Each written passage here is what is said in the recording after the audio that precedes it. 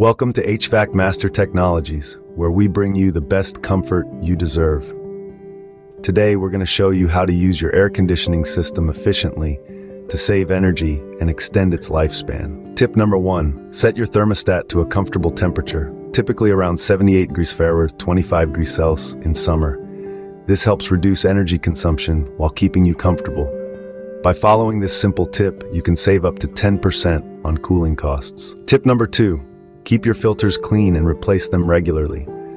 Clogged filters restrict airflow and make your AC work harder, leading to increased energy usage and potential damage.